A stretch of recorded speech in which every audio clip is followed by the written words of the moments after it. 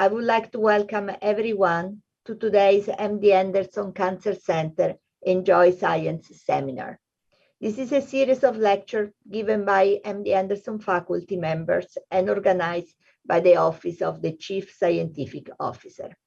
I'm Alessandra Ferraioli and I have the pleasure of hosting this series with my colleague and friend, Dr. George Khalid. The goal of the Enjoy Science initiative is to strengthen the connection between the scientific and medical community at the MD Anderson Cancer Center and our colleagues, our patients, and our friends around the world. Today's seminar is being recorded and will be made available on the Enjoy Science website later this week. The speaker of today is my colleague, Dr. Sangeeta Goswami. Dr. Goswami is an assistant professor in the Department of Genitourinary Medical Oncology, Division of Cancer Medicine, the University of Texas MD Anderson Cancer Center. She graduated from Gauhati Medical School in India in 2001 and completed her postgraduate education at Baylor College of Medicine, where she obtained a PhD in immunology in 2009. And subsequently, she continued her medical training at the University of Pittsburgh, where she completed an internal medicine residency prior to joining MD Anderson as a fellow in medical oncology first, and then an assistant professor in GU medical oncology.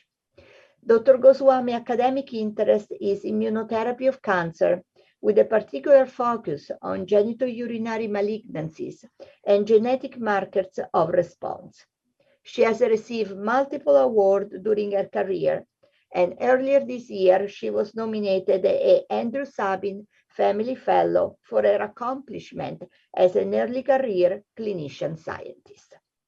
Dr. Goswami clinical and translational, the topic for today will be targeting epigenetic machinery to overcome resistance to immunocheckpoint therapy. Sangeeta? Thank you so much for the kind introduction, Dr. Ferraioli. It's been a real honor. And first of all, I would like to thank the Enjoy Science webinar series team for this invitation. And this is a real privilege. Thank you, all of you. So to start with, I don't have any financial disclosure. So before I go discuss more data and how we can use different pathways to improve resistance to immune checkpoint therapy, I would like to take a brief moment to talk about immune checkpoints. And I know this crowd is very, very well aware of these pathways. So immune checkpoints are the brakes that inhibits T cell activation. So what happens when a T cell sees a tumor antigen in the context of an MHC? There is a signal that happens, and we call it a signal 1. This is followed by a signal 2, which is a concurrent signaling between CD28 and B7 ligands. So as a result of this 2 signaling, there is the activation of T cell and the cytokine release. As you could see, as a nature's defense mechanism to prevent autoimmunity, the T cells always upregulate plethora of co-inhibitory molecules, and 2 of those co-inhibitory canonical molecules is CTLA4 and PD1. So engagement of CTLA4 and PD1 inhibit or attenuate the exaggerated T cell activation. And this is required in our normal day-to-day life to prevent autoimmunity. But what happens in the context of tumor utilizes this pathway to evade the immune system and attenuate T cell response or mounting anti-tumor immunity. So pioneering work from Dr. Jim Allison and others, now we have discovered antibody that can target 2 of these canonical co-inhibitory molecules, namely CTLA4 and PD1, and which have shown to lead continued T cell activation and T cell mediated anti-tumor immunity in cancer. So this led to a paradigm shift in the past 10 years, and this slide encompasses from 2011 to 2020, you can see that there are numerous FDA approval of immune checkpoint agents across multiple tumor types. And one thing we need to kind of highlight that there are multiple approval, but this is mainly targeting the CTLA4 and PD1, PDL1 pathway, where we know there are other multiple immune checkpoint exist as well. So as you could see, we are at the tip of the iceberg at this point of time. So this success of immune checkpoint therapy has really established it as the fourth pillar of cancer therapy in the rank of surgery, chemotherapy or targeted therapy, radiation therapy. And one of the key clinical feature of immune checkpoint therapy is the durability of response, because it doesn't target the tumor directly, rather it re-educates our body's immune system to come and kill the tumor. So you do have a memory response that can sustain. And that actually really distinct immune checkpoint therapy compared to the other therapies that we had available. But with all the success in the past decade, we also recognize the challenges that we were facing with immune checkpoint therapy. So one of the challenges, the response rate with monotherapy across different tumor types was like between 20 to 30%. So as you can see, like if there are 10 patients you were treating, there's only two or three would respond and others would not. So how do we improve this response? Is there possibility we can combine it with other modalities to modify the tumor microenvironment to improve the response to immune checkpoint therapy? Another challenge was that there are multiple tumor types such as pancreatic cancer, glioblastoma. They demonstrate primary resistance to immune checkpoint therapy. That means they really do not respond well.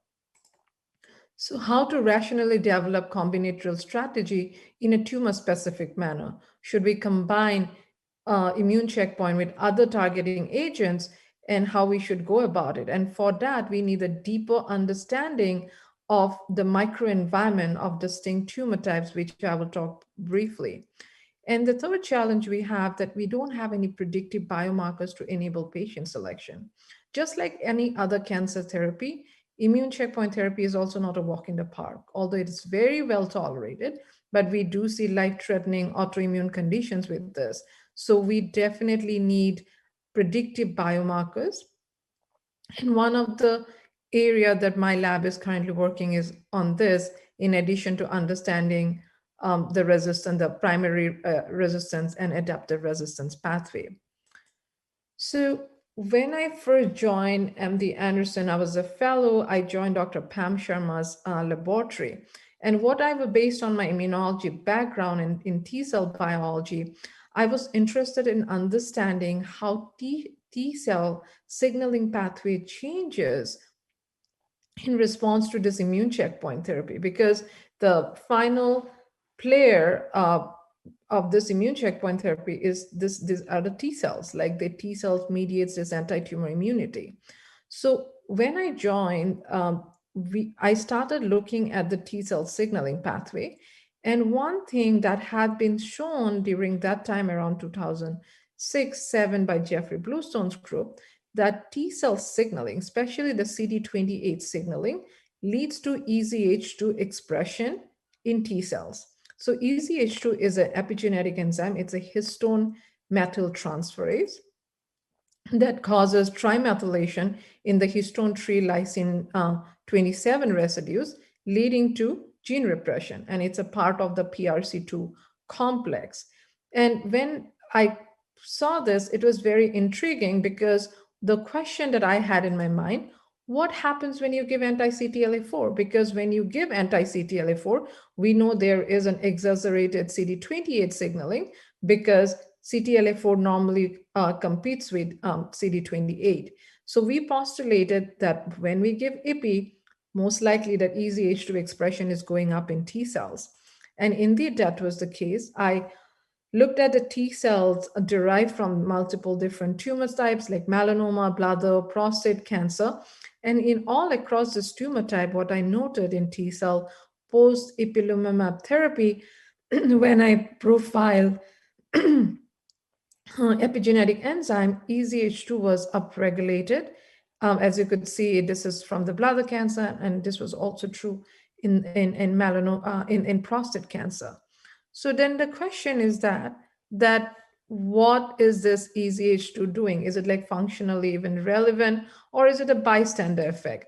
So to confirm that, I sorted out T cells, CD4 T cells and CD8 T cells from CTLA4 knockout mice that I received from Dr. Jim Allison's lab.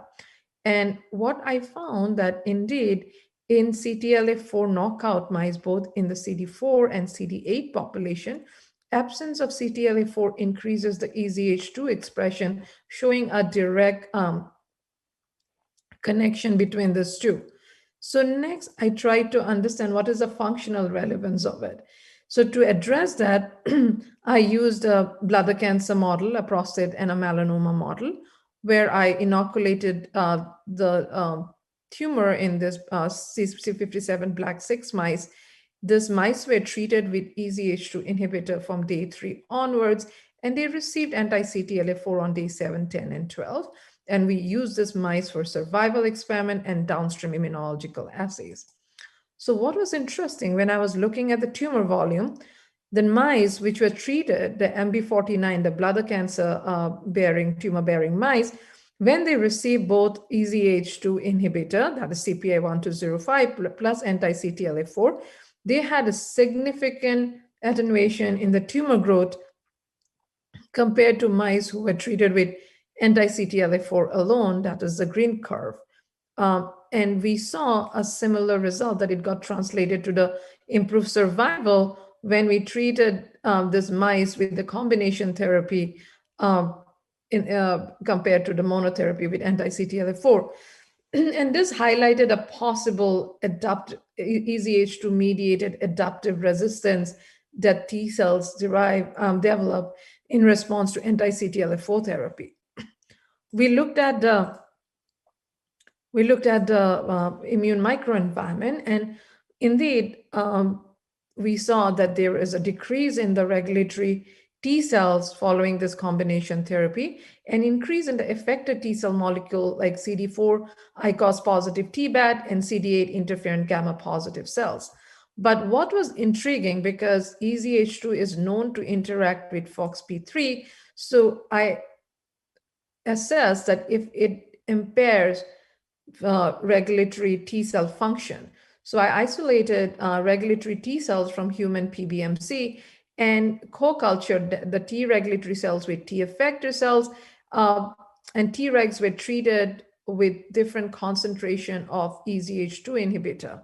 So as you could see in this panel, they are cultured at different ratios, and all these different ratios following introduction of EZH2 inhibitor, there is increased proliferation of T effector cells. And what it is suggesting that Tregs are losing its capacity to suppress the proliferation of Tregs once they are treated with EZH2 inhibitor, suggesting that EZH2 indeed, even in human T regulatory cells, it can suppress its regulatory capacity. Then I went back to the mouse model, and I sorted out regulatory T cell GFP positive Tregs, and I cultured them in vitro, excuse me, in vitro with control or EZH2 inhibitor.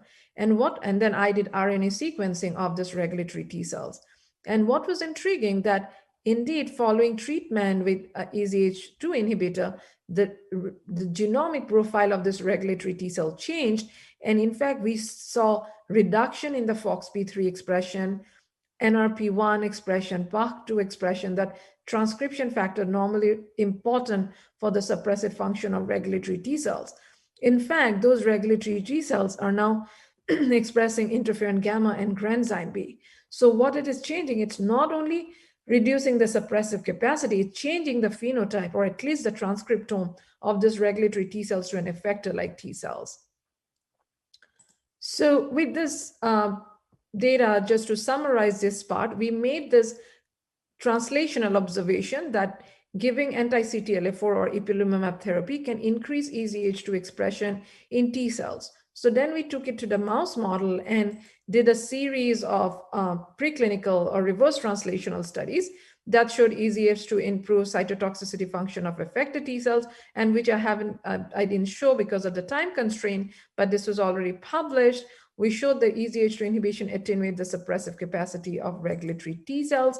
And indeed, it can change the phenotype of the regulatory T cells to an effector like T cells. And when you inhibit the EZH2 mediated pathway, we indeed see increased effectiveness of anti-CTLA4 therapy.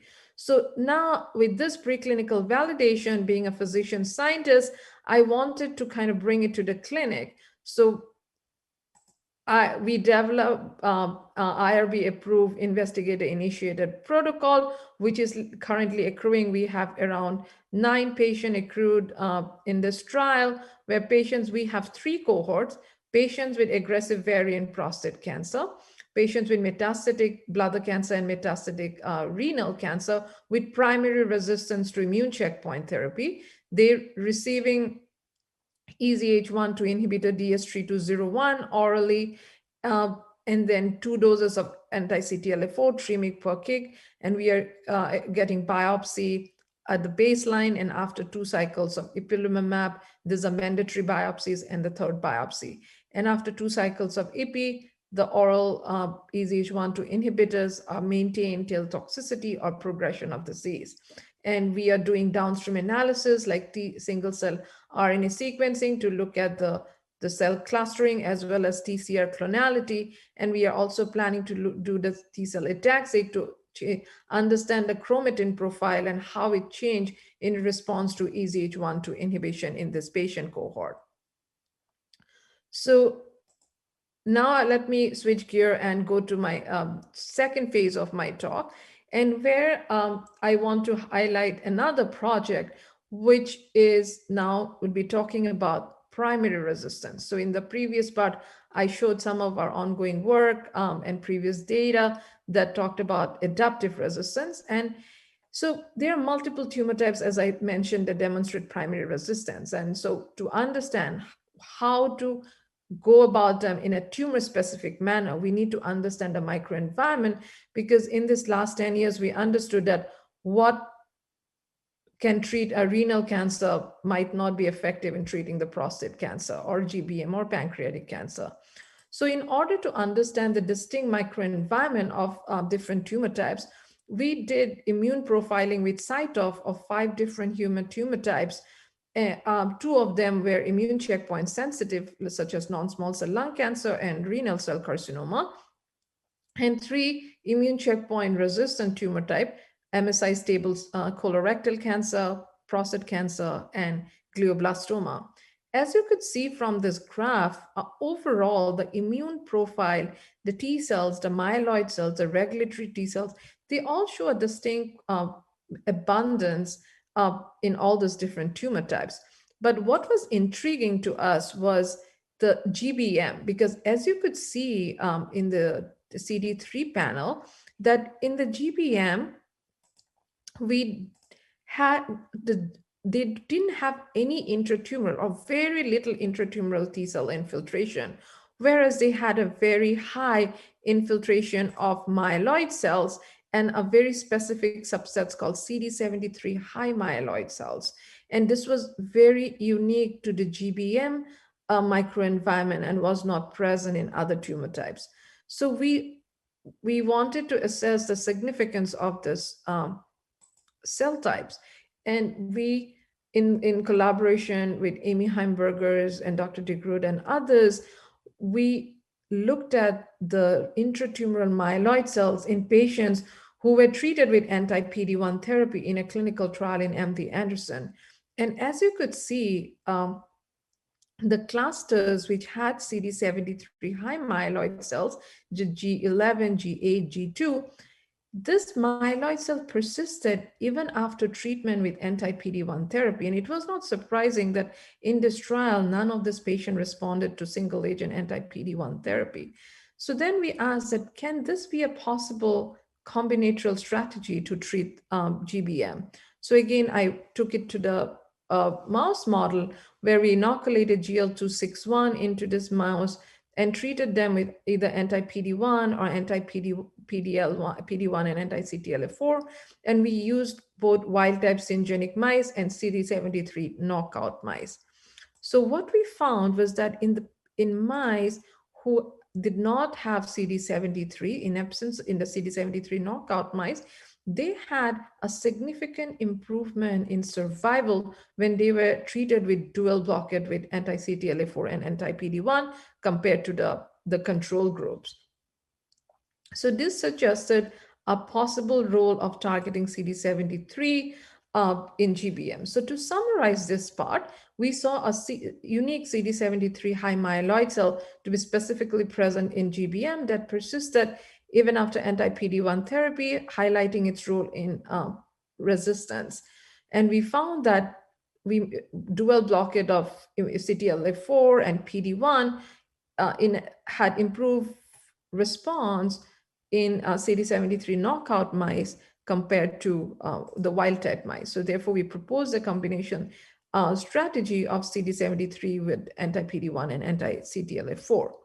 So because of my interest in the epigenetic and how this cell state of this myeloid, immune suppressive myeloid cells can be reprogrammed, so I looked at the single cell RNA sequencing data that we generated from this project, and I looked at different epigenetic markers. So as you could see, this is like the T cells with presence of CD3, and this is mostly the myeloid cells.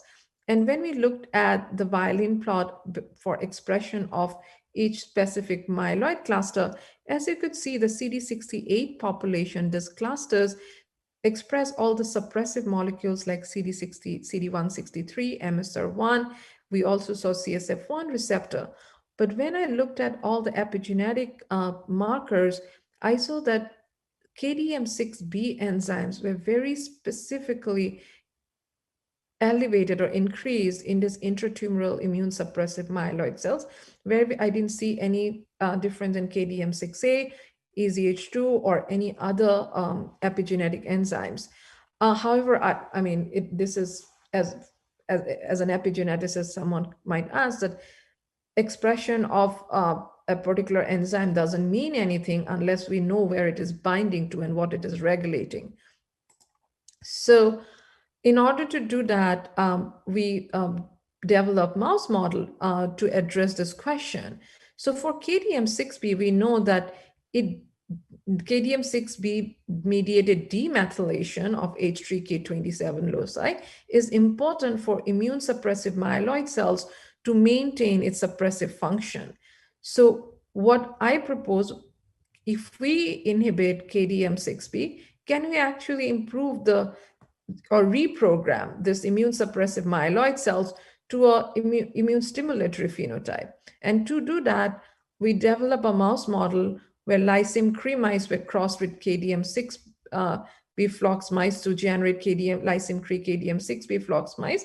So in this mice, so KDM6B was specifically deleted from the lysine expressing myeloid cells. We inoculated GL261, that is a GBM cell line, and we did MRI imaging and all the downstream assays. So the first thing what I noted was interesting on the left, as you could see, the tumor burden was significantly smaller in this mice where KDM6B was absent from the myeloid cells. So when I use this CD45 cells derived from this tumor to do RNA sequencing analysis, and as you could see in this panel on the top, that there is a change in the phenotype or transcriptome of lysine in the myeloid cells where lysine-3 was deleted. And we did a GSE analysis to see what is the difference in the changes of this myeloid cells. And we saw an increase in the antigen presentation, interferon alpha and interferon gamma pathways.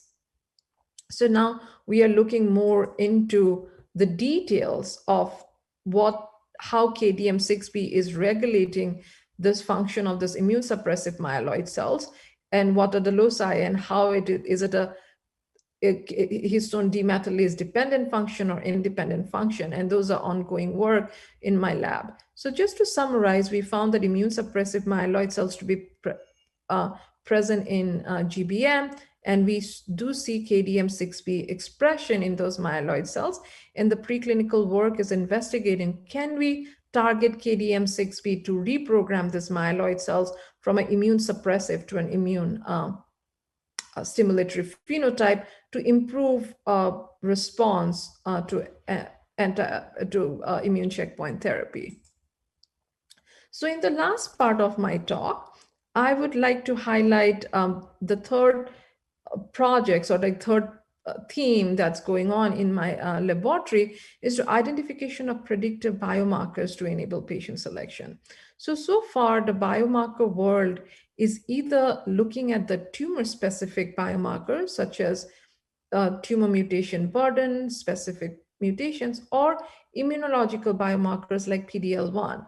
So we know that immune microenvironment doesn't work in silo. So the question is how, if we can identify relevant biomarkers, which would integrate both tumor and immune microenvironment, improving the predictive capacity to immune checkpoint therapy.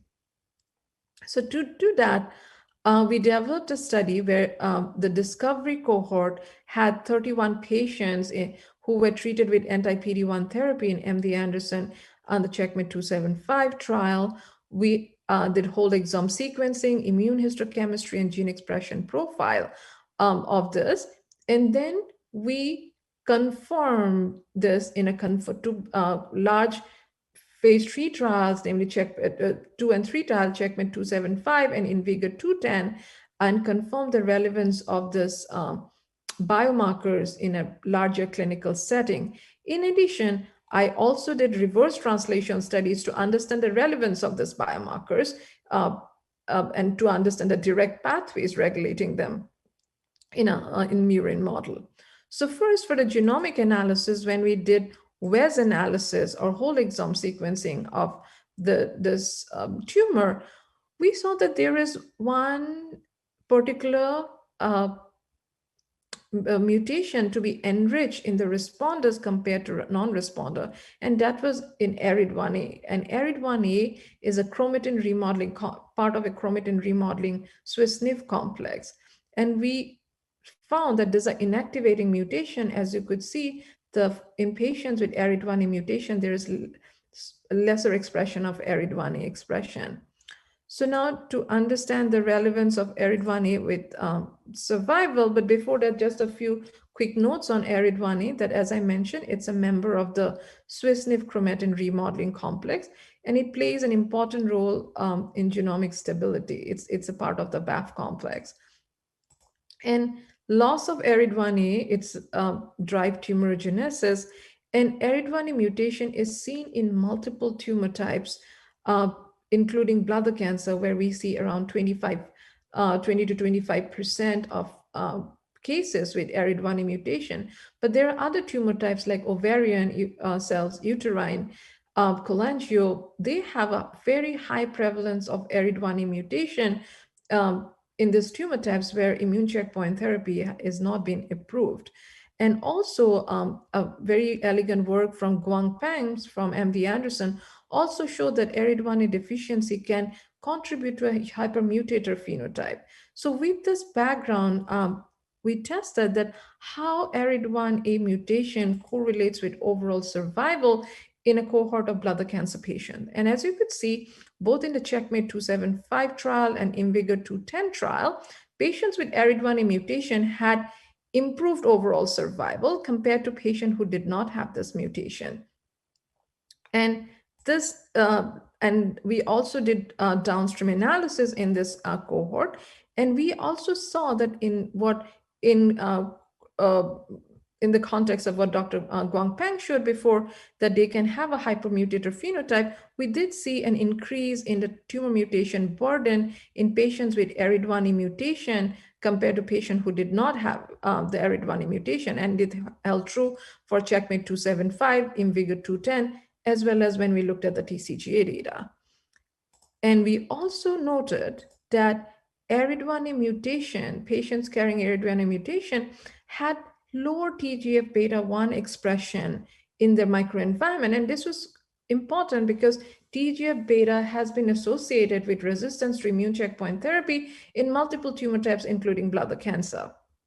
So it looked like the ARID1A is upstream and regulating multiple pathways, which in turn regulating response to immune checkpoint therapy.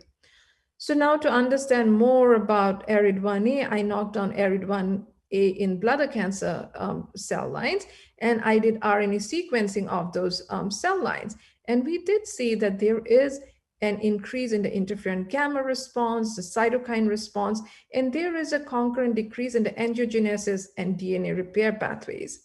So some of the ongoing work in the mouse work showed that this group of mice who have ARID1A mutation, they respond better to anti-PD-1 therapy than compared to the scramble control.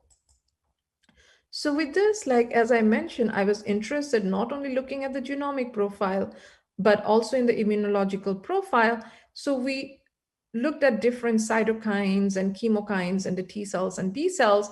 And what we found that there is a chemokine which CXCL, known as CXCL13, and this is very highly expressed in responders. And then we found that patients with CXCL13, high CXCL13 expression, have improved overall survival compared to medium or low in both of this cohort. And as you could see that, and this actually, this particular profile prompted me to look at the CXCL13 because we saw an increase in the T cells in responders as well as B cells. So as we know that T cells and B cells, they normally form the TLS structure, and we already found that there is a higher TLS density in responders, and this is similar to what Jen Vargo and others have shown, that TLS is a very important in mounting anti-tumor immunity to immune checkpoint therapy in melanoma and RCC, and we found a very similar finding in the bladder. But what I was interested in understanding the downstream pathways, what is bringing the T cells and B cells and what is regulating them. And with the finding that CXCL13 is highly expressed in this and they correlate with improved survival, so I kind of wanted to look at the downstream assays with the CXCL13. So as you could see, that there is increase in some other cytokines like CXCL9, 19, CCL5, but they all bring T cells alone. So the CXCL13 was intriguing because it can bring both T and B cells and is an instrumental in forming TLS. So I think this is like another curve to show that this also improves survival. So then the next thing what I did was I generated a CXCL13 knockout mice to see if these mice are resistant to immune checkpoint therapy. And indeed, compared to wild type mice, the CXCL13 treated mice with anti-PD-1, they did not show response to anti-PD-1 therapy similar to their wild type counterparts. And for the time constraint, I could not show some of the in vitro data where we sorted the T cells, CD8 T cells from this mice, and when we stimulated them, they have defective interferon gamma and granzyme pathways. So in the site of also, we noted that in CXCL13 knockout mice, we have significant downregulation in the abundance of CD3, CD8 positive, granzyme positive PD-1 intermediate, which are affected T cells. And we do see a concurrent increase with the myeloid population. So in summary, what we found that CXCL13, high CXCL13 expression in these tumors make patients sensitive to immune checkpoint therapy. And the murine work showed that possibly this might be secondary to the function of CD8, both from the functional level as well as a migration level that regulate this response. So, but the next question I asked, like, what about if we integrate both of these biomarkers? So what we did that when we combine these two biomarkers, we saw that patients who have ARID1A mutation as well as CXCL13 high expression, they tend to have a high median overall survival in both of this trial compared to patients who do not have either of the biomarkers or have only single biomarkers. and showing this predictive capacity is higher in this tumor types. Sorry, like my battery is going low. I'll just plug it. Okay, so based on this reverse translational and our translational data, we summarize, we postulated the combinatorial biomarkers could possibly improve the predictive power. And as I showed, that ARID1 in knockdown tumor cell enhances sensitivity, whereas CXCL13 null mice, they show resistance to anti-PD-1 therapy. Currently, we are testing this predictive combinatorial biomarker strategy in an IRB-approved clinical trial where we have 2 cohorts of patients, one with metastatic or surgically unresectable bladder cancer with documented ARID1 mutation. And in the second cohort, we have a basket trial, and Dr. Funda Merrick-Bornstam is the PI of this cohort 2, where they are enrolling patients with any cancer types with ARID1 mutations. So patients are receiving anti-PD-1 therapy with nivolumab every 4 weeks, and we are getting biopsy at the baseline after 3 cycles of anti-PD-1 therapy, which are mandatory, and an optional biopsy at progression. And the response assessment would be done based on the ARID1 mutation compared to historical control, as well as ARID1 mutation between CXCL13 high and low cohort. And we are also doing downstream analysis, such as single-cell RNA sequencing, ATAC sequencing, and others to understand more on this pathways in patient populations. So in conclusion, I hope I could show some of the preliminary data and the projects that's going on in my laboratory, where we are dealing with adaptive resistance, primary resistance, and biomarkers. This is, as I said, this is a tip of the iceberg, but I feel that one of the critical pathway for adaptive resistance is mediated by EZH2, and EZH2 inhibition enhances anti-CTLA-4 therapy in a preclinical murine model, and hopefully in next 1 or 2 years, we will also have the clinical trial data to understand this combination. So in the second part of my talk, I discussed about in tumor types, which was primary resistance, especially in GBM, that we have to really deep down and understand the scientific basis to understand how to rationally combine immune checkpoint therapy with other agents. So we discovered that CD73 is a rational target to increase efficacy of immune checkpoint therapy in GBM. And then some ongoing preclinical work showed that epigenetic reprogramming of immune suppressive myeloid cells through KDM6B mediated pathways could potentially revert primary resistance in GBM. And in the third part of my talk, I showed that a mutation in a chromatin remodeling Swiss SNF complex, namely ARID1 mutation, improve outcome to immune checkpoint therapy. And the combination biomarkers of ARID1 mutation with an immunological biomarker such as CXCL13 can indeed improve predictive capacity in this patient cohort. And we are currently testing it in a prospective clinical trial. So now just to what kind of talked about the title that I said, targeting epigenetic machinery to improve immune checkpoint therapy. So I showed that there are distinct pathways, and we are just beginning to understand these pathways, that the T cell state, the myeloid cell state, they are very plastic, and there are specific pathways regulating this. So in the first part, I showed how T cells are regulated, the effector and both effector and regulatory T cells are regulated by EZH2.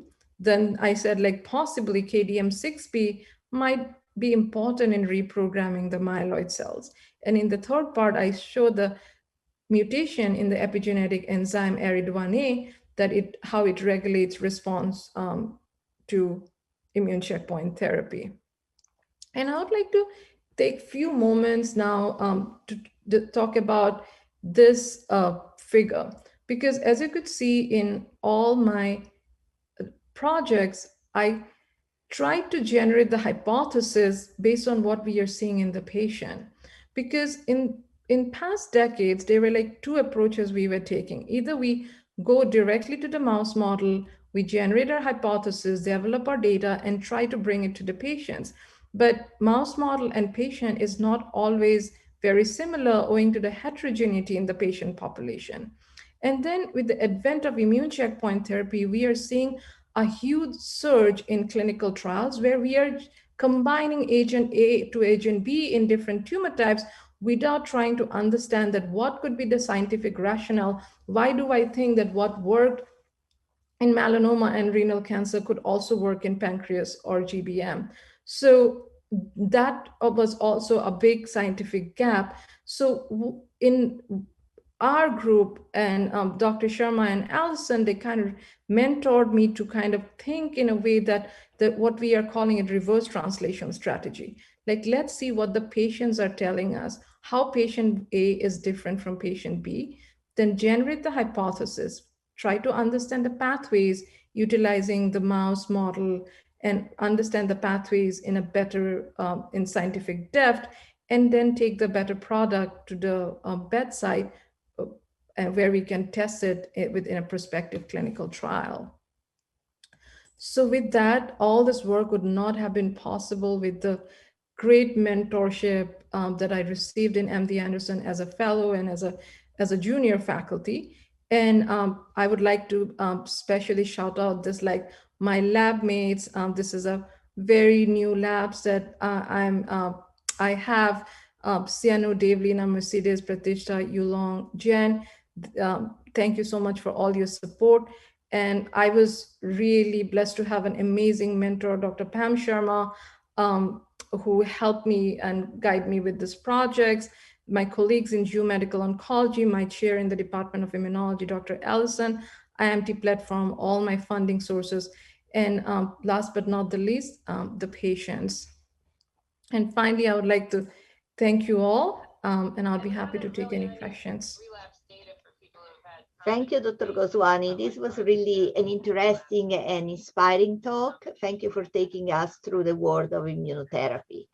I'm going to now start reading the questions. There are several questions. I don't have time to read all the congratulations that you received on the chat, but again, it was very well received. The first question is, does CD73 suppression increases the efficacy of a single agent, either anti-PD-1 or anti-CTL4, or do you need both EP-Nivo combo combination? Yeah, that's a good question. That's a very good question. So one thing first, I would like to give a disclaimer that GL261, that is a murine model of GBM, has its caveat because it is little immunogenic, unlike what we see actually in the human GBM. Having said that, because I kind of wanted to say that because it does show some response to anti-CTLA-4 single agent, and we do not know yet that that would be the case with in humans. However, based on our data, what we found is the dual blockade actually had the most significant impact in absence of CD73 compared to single agent. So to treat the human patients with GBM, I feel where it is such an immune suppressive microenvironment, we might need both the blockade in addition to CD73. Thank you. The next question is, did you interrogate transcriptionally changed mRNAs and their enhancer due to EZH2 inhibition that could predict cure versus relapse in mice treated with EZH2 inhibition and EP? This may, it continues, this person likes long questions. This may also indicate what else should be combined with EZH2 inhibition. For example, another epigenetic inhibitor to further improve outcomes of EP therapy? Yes, no, this is great. We are currently looking into it. We wanted to combine first easy EP because we found that in response to ipilimumab therapy, that EZH2 expression going up. So can we just target it? But yes, if we look at the downstream, that we might be able to have a more specific target to develop therapy. And I feel the ongoing clinical trial where we are combining EZH1 and 2 with IPI, and we are doing single cell ATAC-seq and RNA sequencing, should also give us insight in the human patient samples in different tumor types, that what could possibly the other targets to improve response to anti-CTLA-4 therapy. That's great question and debate. There is another question. Your KDM6B induction in myeloid cells may also be tied to EZH2I plus EP treatment escape and resistance. Did you check for it in mice tumors that relapse following EZH2I plus EP treatment? No, we haven't, because the KDM6B high was in the GBM, and those were not treated with EZH2 inhibition or IPI. So those were baseline tumor before they received anti-PD-1 therapy. So, and then we also looked at other publicly available data sets. And one thing that came across, that the immune suppressive myeloid cells, they do have high KDM6B expression across multiple tumor types. And so this, I feel, might go across tumor, not only GBM. But yeah, I'm not sure if this is inducible, possibly, but this were not treated previously with EZH2 inhibition or AP. There's a baseline.